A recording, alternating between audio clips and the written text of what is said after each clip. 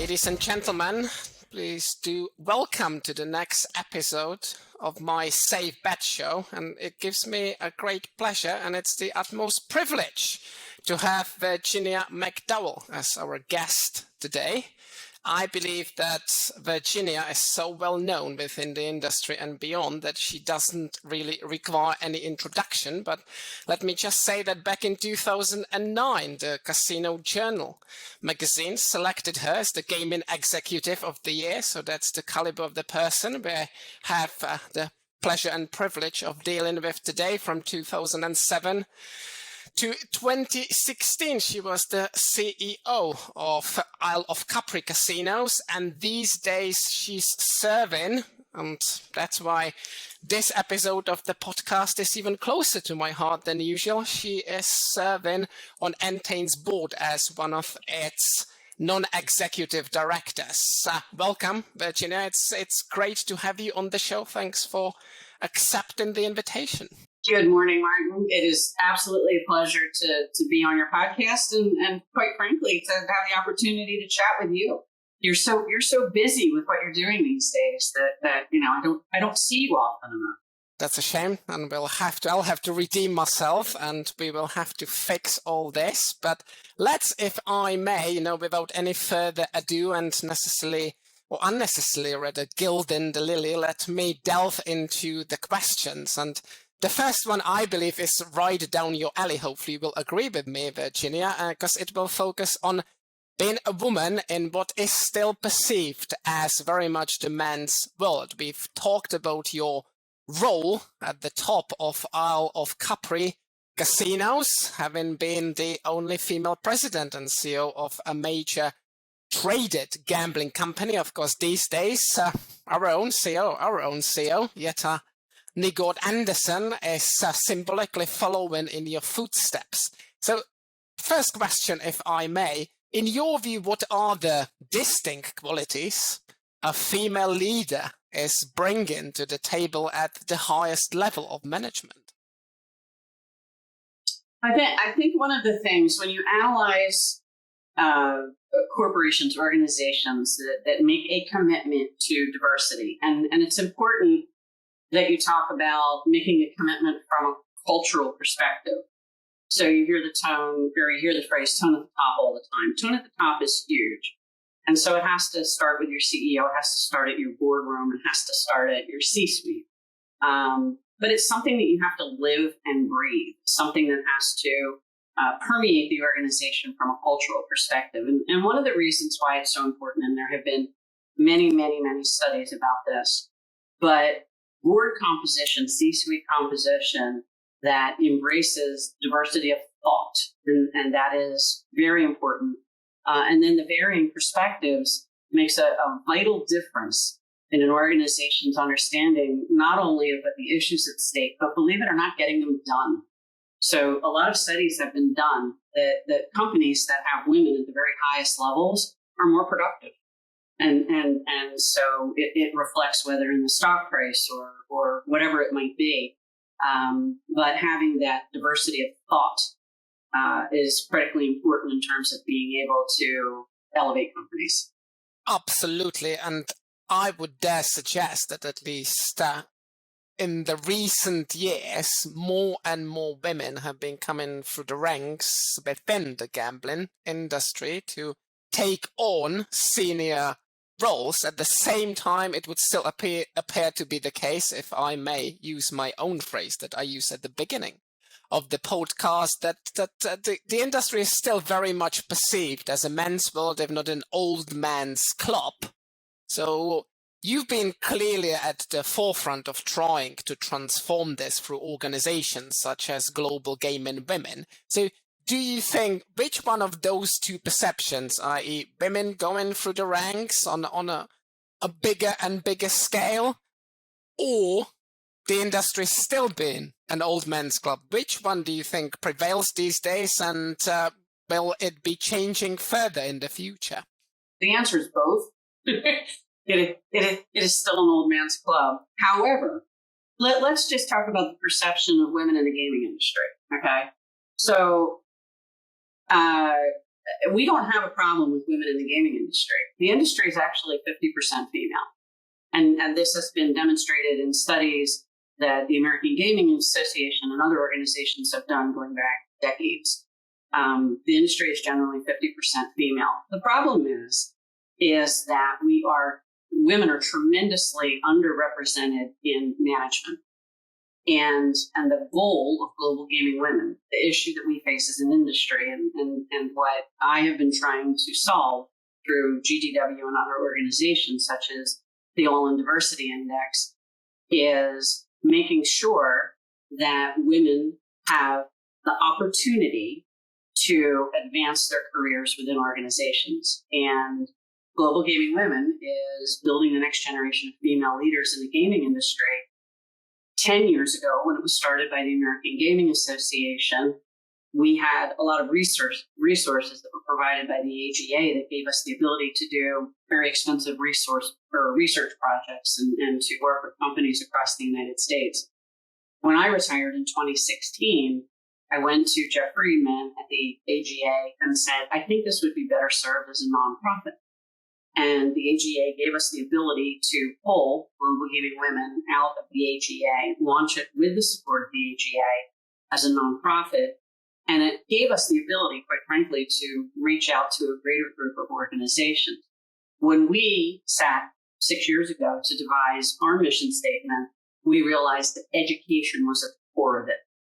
And that what we really needed to do was provide women educational opportunities so that they could advance their careers within organizations at the same time that we work with those organizations to build programs within their companies that would accomplish the same goal. So we were going forward kind of on two paths. If you think about gaming in the United States, and Martin, you're familiar with this, I'm sure we'll talk about this later in the podcast, at the point that we relaunched Global Gaming Women, there was some legalized form of gaming in 48 out of 50 states. And so that was a tremendous opportunity to bring essentially an underserved, underrepresented 50% of the workforce into the industry.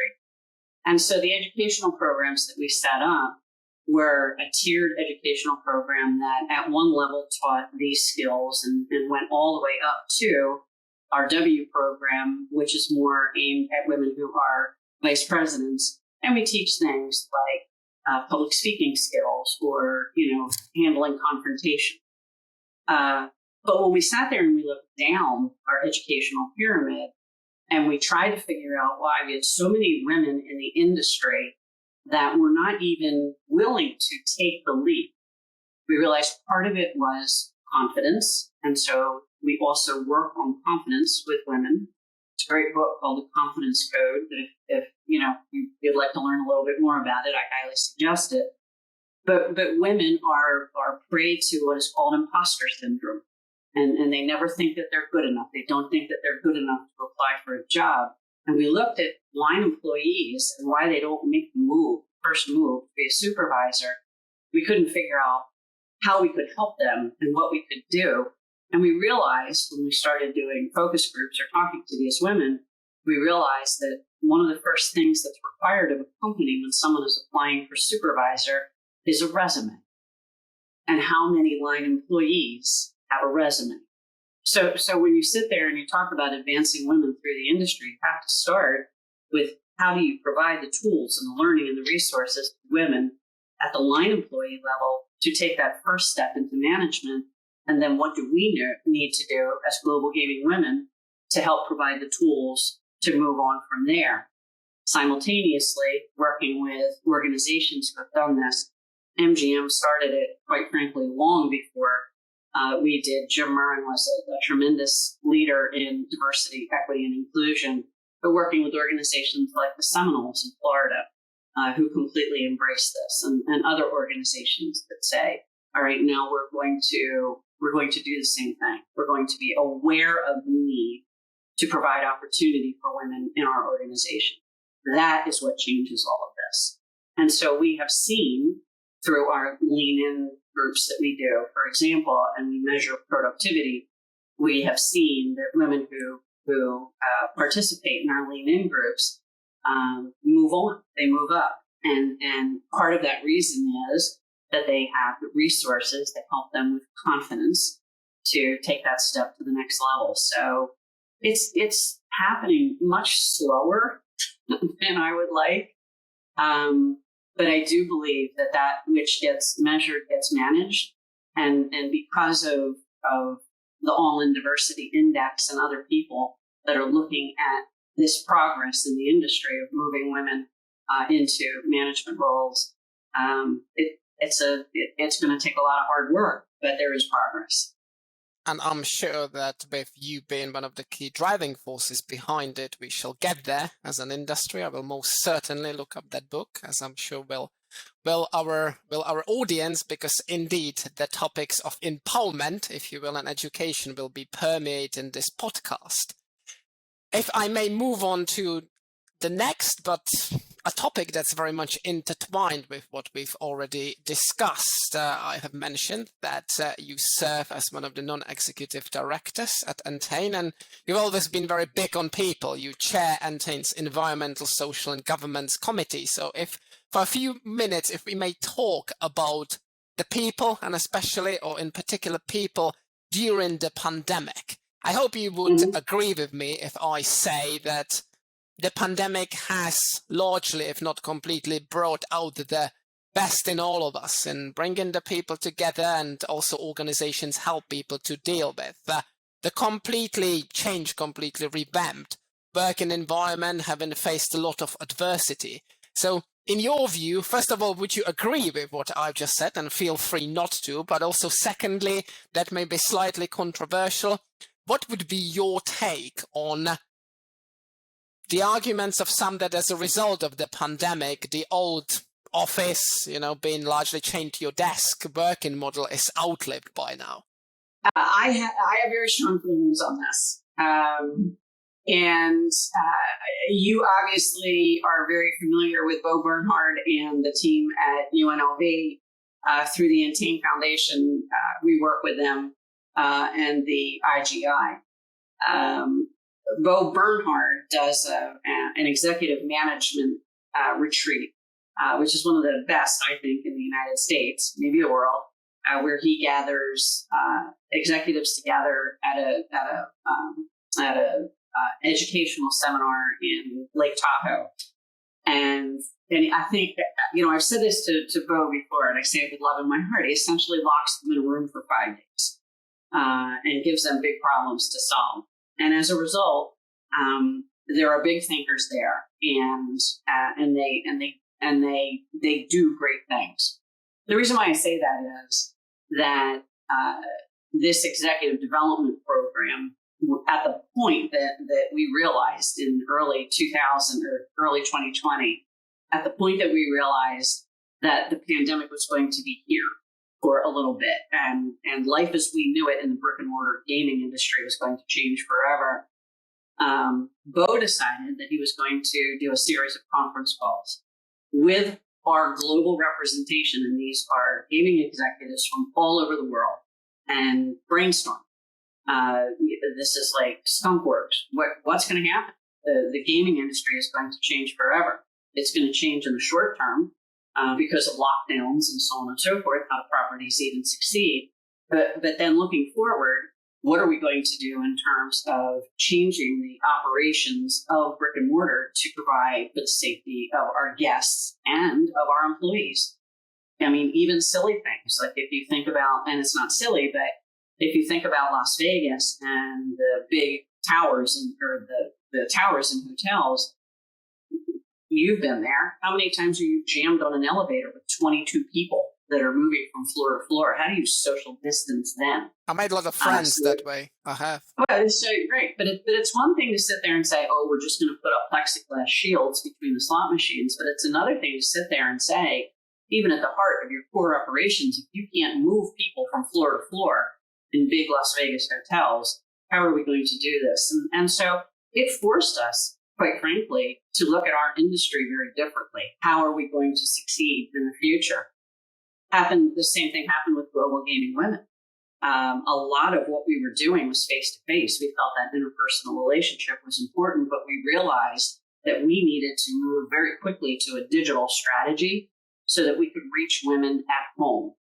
And one of the things that I'm very proud about is Entain's absolutely rapid response to keeping our operations running during the pandemic, at the same time as a priority, keeping our people safe.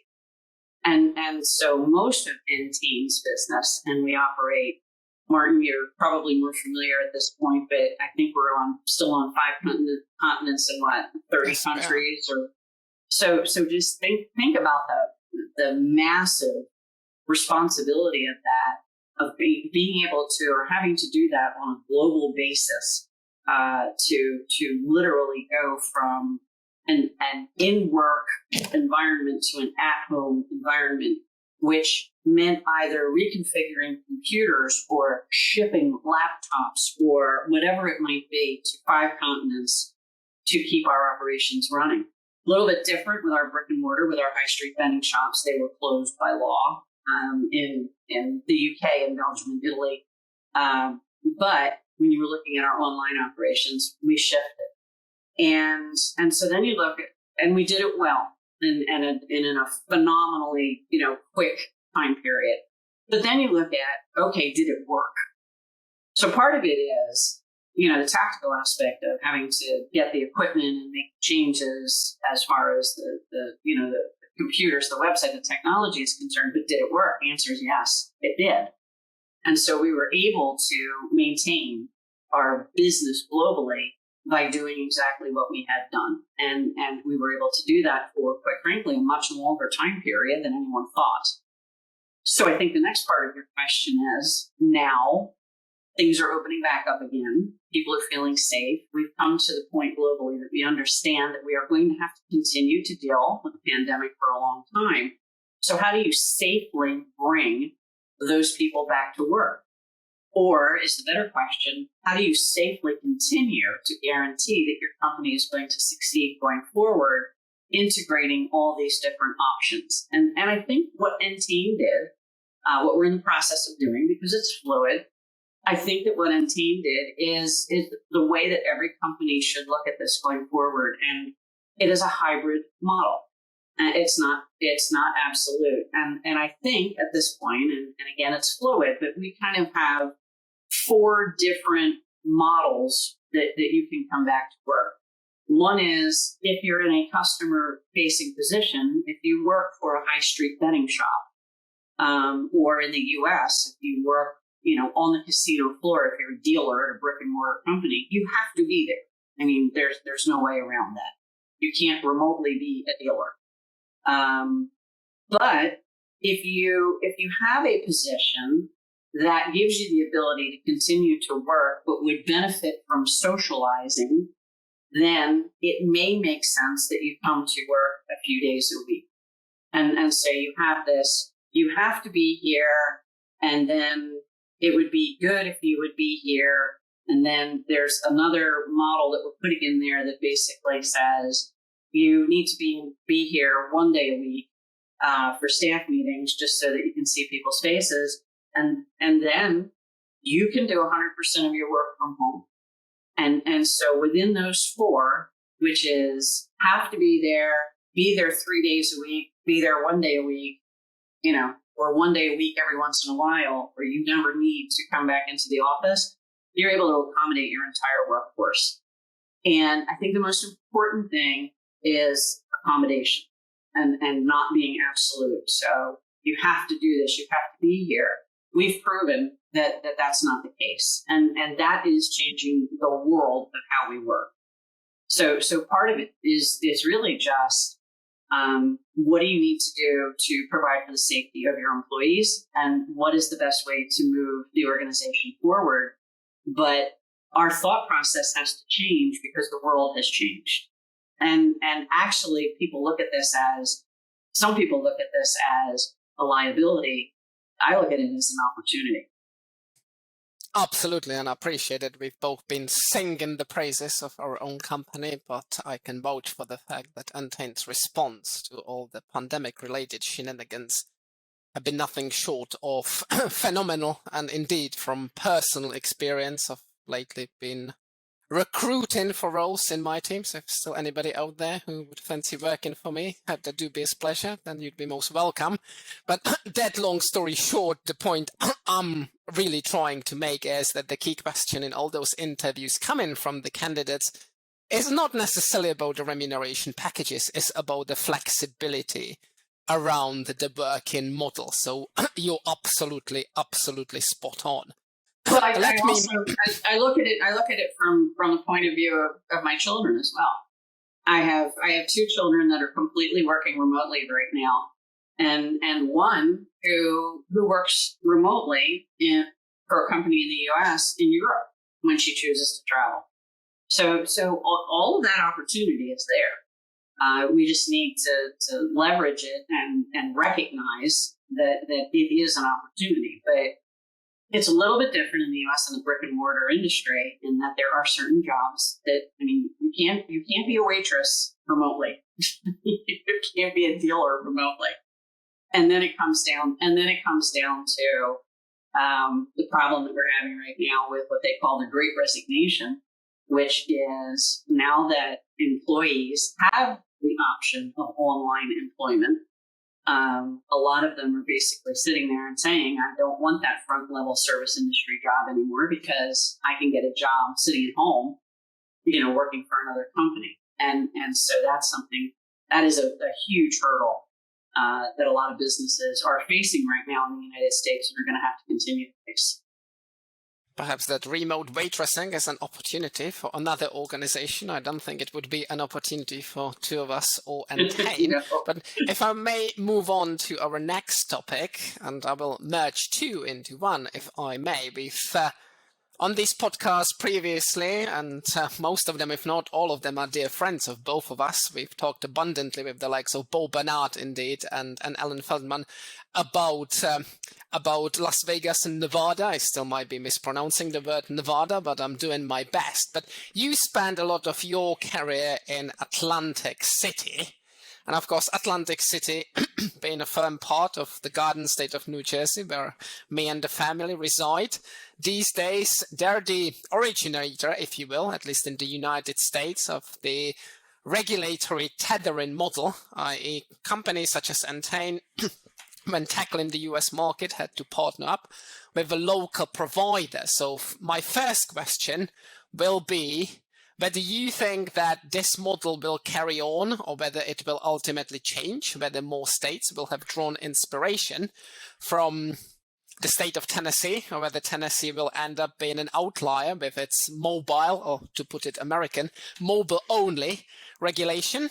And then if I may add another question, because I believe they're very much interrelated, and to introduce it, it goes without saying that we are living the time, not necessarily, I'm not sure whether it's a dream, but the time of the absolute sports betting bonanza in the United States. If even the likes of Hawaii, and I heard a couple of days ago that even Alaska's considering regulating sports betting, so Utah may actually end up as the outlier. Even if these states consider regulating, then this is a clear proof to me that sports betting is here to stay, and between now and perhaps the end of 23, 24, 48, 49 states might have regulated. But my other question on top of the one about the tethering model, and as I've said, I believe they're very much intertwined, is what is your view on the long-term sustainability of the US regulatory model and the US sports betting markets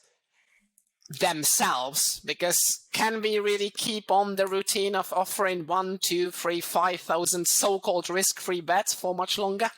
Remember, in the United States, we basically have a model where the states are making the decisions. And based on what's happening in the U.S. right now with the U.S. Supreme Court and the influence of the Federalist Society, they're pushing states' rights more and more, which means states have the opportunity, which was guaranteed or part of the Constitution, to operate independently of the federal government, because the states were supposed to be closer to the citizens and in that way knew what was best. And so you have states in the United States that are doing what they believe is best for their citizens. So let's talk about it from a gaming perspective. Part of it is regulatory relative to responsible gaming, and part of it is revenue. And so when you're sitting there and looking at balancing a state budget and being able to provide for your citizens, you look at ways of being able to raise revenue. We talked about a little while ago that at the point that I think, well, we just talked about that possibly changing, but we had 48 states that had some type of legalized gaming. Many of those states, it was a state lottery. But you had riverboat gaming, you had commercial gaming, you had tribal gaming that existed in the United States. And so the states made the decision, if they were going to legislate gambling in some way, shape, or form, they made the decision that they were going to do this, in many cases, largely from a revenue perspective. We have a hole in our budget, and we can provide legalized gaming to fill it, or we can provide different forms of legalized gaming to fill it. And so in the case of New Jersey, you had the opportunity to introduce a new form of gaming that would increase the revenue stream in New Jersey, therefore increase taxes, therefore give the state of New Jersey the opportunity to raise some revenue. It's interesting to me, as somebody who has worked in both commercial or destination and riverboat markets, that it doesn't matter whether you are a big casino in Atlantic City or you're a riverboat somewhere in the Midwest, but in some time you have made a poor decision to build a restaurant or a showroom or something that takes up space in your building that didn't serve its purpose. It didn't work. So either the restaurant didn't work, the showroom didn't work, the bar didn't work, whatever it might be. And when I say it didn't work, it may be that when you look at it from a P&L perspective, it just didn't make sense to sustain it anymore. So we're going to open the bar, but we can only open the bar on weekends when people are here. So we have this big space that's empty 5 nights a week. Or we built one too many restaurants and we had that space sitting there. And the initial conversations that I started having about sports betting when I joined the Entain board in 2018 was in the United States at the point that PASPA was repealed, to the extent that states provided the opportunity for sports betting. It provided a new revenue stream for all of these properties, whether it was destination or regional, to utilize vacant space in their buildings that wouldn't take a lot of capital to improve, that would immediately improve their profitability and the profitability for the states. So to me, once PASPA was repealed, it was a no-brainer as far as bringing sports betting into gaming operations, because you would increase the profitability of the properties and therefore increase, state revenues as well. To me, it was a win-win. The tethering aspect is a little bit different. Tethering and obviously geolocation make sure that the residents within that state benefit from whatever the expanded legislation is for gaming. So if you're going to, in New Jersey, take advantage of all of the space that existed in those Atlantic City casinos by providing a new regulated legal form of gaming, then the state legislature believed that the New Jersey residents should benefit from that. And therefore they tethered the licenses to the existing properties, so the existing properties would benefit from that. Tennessee doesn't have land-based gaming, doesn't have brick and mortar gaming. So for them to benefit in the sports betting bonanza, we'll call it, the only way that they could participate was not to tether, because they had nothing to tether to.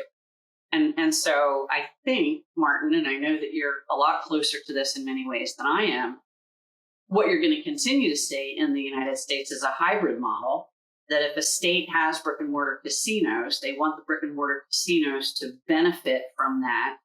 And so they tether. And obviously the brick and mortar casinos are a substantial lobby in the States. And so to the extent that there's a new legalized form of gaming, they want it. They want it. They want to own it. They want to profit from it. And they don't want anyone else to come in to take advantage of it. And that's why the skins, are generally associated with a property. It's kind of like, all right, we're going to make sure you get yours, and then we're going to offer some skins so that you continue to benefit from the process. So I think that you're going to continue to see that across the United States, a hybrid model of tethering, not tethering, based on what the state is doing. And then you also have to consider in many states, or in some states, that it's going to be a conversation with the lottery as well. And so now you bring the lottery into the conversation, and that's going to change what each state does. So I mean, good news and bad news is in the United States, you're essentially dealing with 50 different governments. Just as, I mean, if Martin, you and I are talking about Western Europe, just pretend that it's the same as dealing with, Western Europe. You're dealing with 50 different governments in the United States that are probably going to make 50 different decisions. So I know I answered part of that. What did I miss? Now, you haven't missed anything. The other point that you've mentioned, I was going to call out on top of those 50 governments, of course, the tribes and their governance and governmental structures. And then it's a no-brainer to deal with them in their own right. And indeed, learning all this nitty-gritty detail is part of my self-Americanization. You touched upon the buzzword of late, that's, and I'm delighted to report that, gaining ever more prominence throughout the industry, but crucial and critically also beyond the industry, and that is responsible gambling. We're filming this, for the record, on the 25th of April. So we're filming it at the point whereby the Responsible Gambling Awareness Month, i.e. March, came to an end, but we are very close to the Mental Health Awareness Month, so between the two and responsible gambling, at least that's one of my missions, to put it very firmly on the map of mental health, so that it's no longer treated as a little silo that only pertains to that shady gambling industry.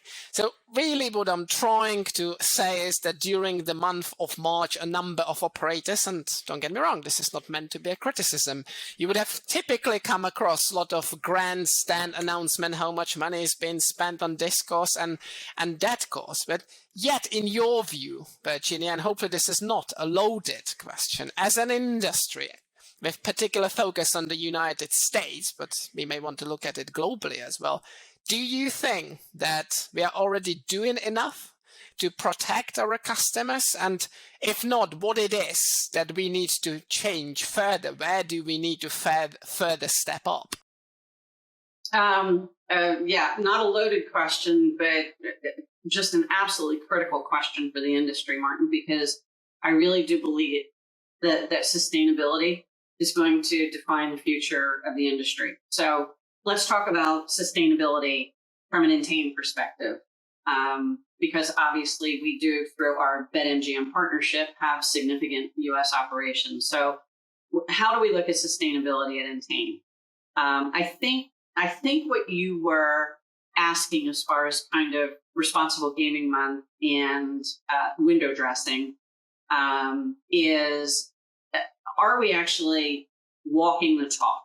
Okay, so do we sit there during Responsible Gaming Month and say, yes, we're committed to responsible gaming, we put some posters up in hallways, we do an event, we have a town hall, whatever it might be, but has it truly changed the culture of the organization? Is an RG culture embedded in the organization? So let's go back to Entain, and our Sustain platform, our sustainability platform. So for us, it's operating in regulated markets.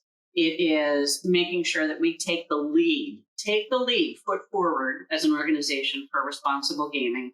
It means the highest standards of corporate governance that we hold ourselves to, and then investing in our people and community. So what does that mean? Okay. You had mentioned mental health, and I think my personal opinion is we are in a mental health crisis globally as a result of the pandemic, but the pandemic didn't cause it. The pandemic was the tipping point. And part of the reason why is that mobile devices, our phones, our iPads, has basically I know that this is like way off topic for this podcast, but I'll try to land the plane. But for about a decade, we have given people the opportunity not to socialize, not to interact with each other, and then to sit there and look at the world that we've created online through Facebook, through Instagram, whatever it may be. And so we as a world have come more in as a result of mobile devices and the ability to not have to socialize. And then on top of it, we have a global pandemic and people are scared and they're afraid. And now there's war in Ukraine and they're scared and they're afraid. And mobile or mental health is a huge issue right now. And part of the problem is, at least in the United States, and I'm sure it's the same in other countries, is mental health is stigmatized. And so we don't say that it is brave to ask for help. We say it is weak to ask for help, and then we don't provide it. So if you extend that, for example, to responsible gaming, a lot of people look at this as a stigma. The vast majority of people globally participate in the gaming industry as a form of entertainment, and they do it safely. There's a very small percentage of people who don't. And so much of what we're doing at Entain with our RG platform, and so much, Martin, of what you're doing with Entain US and the work that we're doing with Harvard, the work that we're doing with Seton Hall, the work we're doing with the National Council on Responsible Gaming, IGI, we mentioned earlier, Epic Risk Management, all of these things we're doing to make sure that we are having an open and honest conversation about responsible gaming in the United States and putting the tools in place to recognize what we need to do. But mental health has to be a huge part of that. And the challenge is, how do you make people understand that asking for help and providing help is brave and is necessary, as opposed to, it's something that's weak. You have most certainly landed that plane. I believe we're talking not even Boeing 787, but more like 797, which is yet to be designed and developed. And absolutely, those two, mental health and responsible gambling, they're very much intertwined. And to your point about people spending their even lives swiping on their phones. I'm sure that 10 years from now, if she plucks up the courage to watch it, I usually bring our little one, Isabella, to these podcasts. She might be horrified with all the references to her, but I can guarantee you she just turned 18 months. It's really flying by.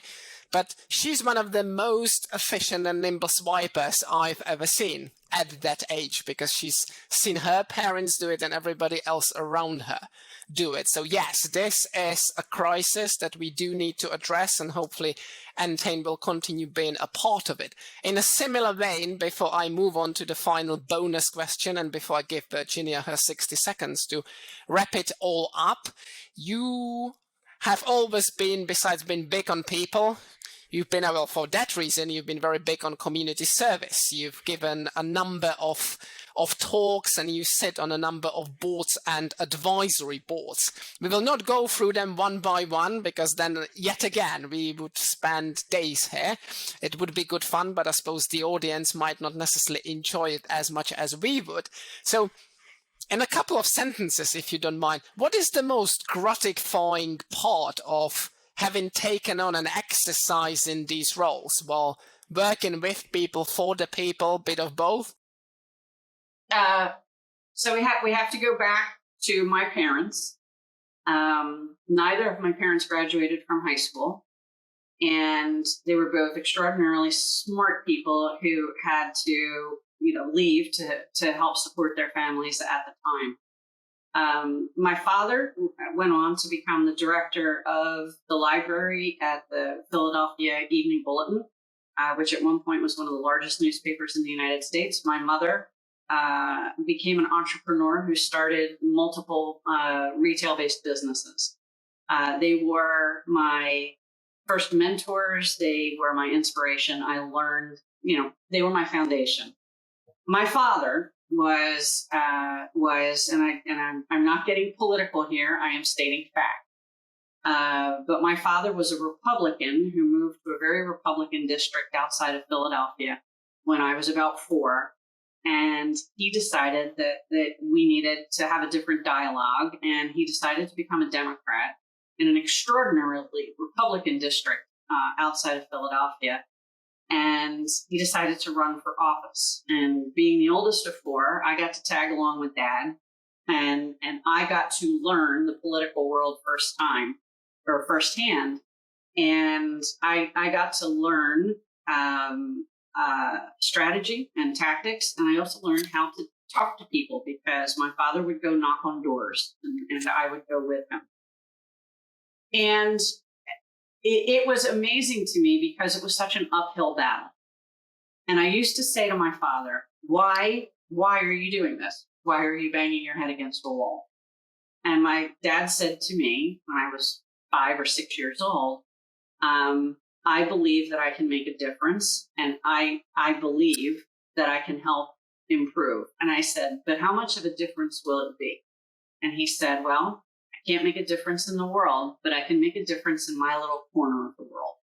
And that's kind of my foundation for all that I do relative to people, relative to nonprofits. How can I leave a positive footprint on the world? How can I lend my time and my talents and my treasures to organization that can change the world for the better?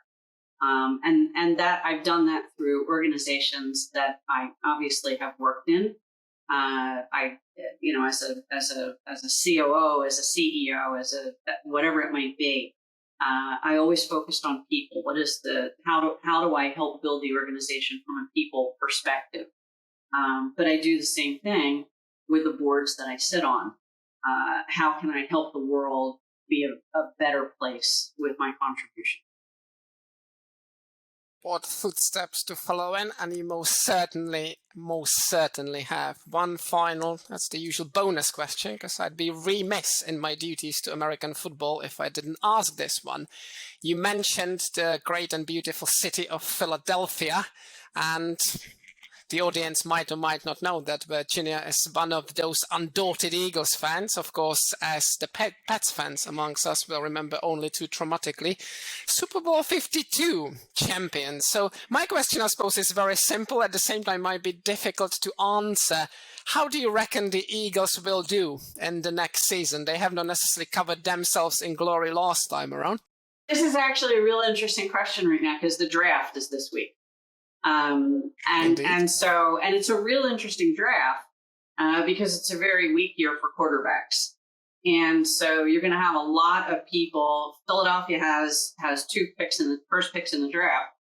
But not until lower. And so there's going to be a lot of folks taking non-traditional players because usually the quarterbacks would go early. But because it's not a good year for quarterbacks, they're going to be taking other players, defensive players, wide receivers, and so on and so forth. So it's really going to be interesting to see because when you look at all the mock drafts, they're all over the map in terms of what's going to happen. And the Eagles could actually trade their drafts in the first round as well. And so Eagles are in a rebuilding mode right now. They've made the determination that Jalen Hurts is their quarterback. Anything that I've seen in terms of strategy for the mock drafts has been they're going to look for defensive players. They're going to look for a wide receiver. But who knows? The most important thing is that we are still in rebuilding, okay? And Eagles fans are going to be either happy or unhappy no matter what happens. So they're Eagles fans. So the link will be filled when they're playing at home, and I think that most Eagles fans recognize that we're not going to cover ourselves in glory necessarily this year, but we're going to have, based on our draft picks this year or how we trade them, and what's going to happen in the next couple of years, we're going to have a pretty solid team in the future. So we'll see, right? Indeed, we shall wish the Eagles management the best of luck at the draft. I only wish that my wife knew as much about American football and appreciated as much, especially on Sundays, as Virginia does. The final part of the podcast is, and I will put a time frame on this one, I will give Virginia 60 seconds to deliver her key messages, anything you might have said already, or any other messages you would have for the audience. It's all yours, please. Well, diversity, equity, and inclusion continues to be what is most important to me, and providing opportunities for women and for minorities. We just this year formed a very strong diversity, equity, and inclusion committee at Global Gaming Women. It's obviously a focus in Entain as well. And so to the extent that this is what I spend my time on, I do believe that we need to continue to provide opportunities for women and minorities to advance in the gaming industry. I do believe that companies are going to have to actually put their best foot forward as it relates to responsible gaming, because that is going to be the foundation for what the states decide to do with sports betting and online gaming in the future. And I also believe that when you look at the Eagles, there are certain aspects of the Eagles that you just can't discount, which is they have the best fans in football. And then, you just kind of take it from there. And I'm sure the Eagles and their fans will continue flying high. Thank you very much, Virginia. Thank you for being on the show, ladies and gentlemen. We've had the extraordinary pleasure to have one of the greatest quarterbacks of the gaming industry, male or female, on our show today. So thank you very much for your attention. My name is Martin Lycka. I'm hosting the Safe Bet Show, and I shall see you next time.